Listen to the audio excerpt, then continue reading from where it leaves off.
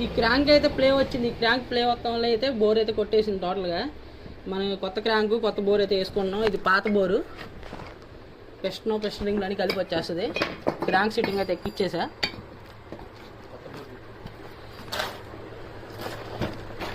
ఇది అనేది కొత్త బోరు 3800 పడింది చిల్లర. పిస్టన్ అనేది దీనికి వస్తుంది బజాజ్ వెహికల్స్కి. నెక్స్ట్ మన క్యామ్ షాఫ్ట్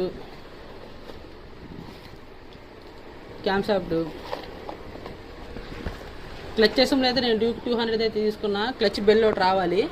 ఈ బెల్ పక్క పెట్టేసింది. కొత్త బెల్ అయితే వచ్చాక ఈ క్లచ్ అయితే ఎక్కించుకుంటా.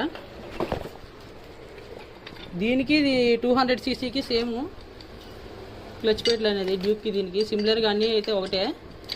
ఒక హెడ్ అయితే మారిద్ది ఎన్ఎస్కి, దానికి మిగతా మొత్తం సేమ్ 4 volts బండి అది కూడా. నెక్స్ట్ ప్యాకింగ్ కిట్లు, చైన్ కిట్, 1A క్లచ్,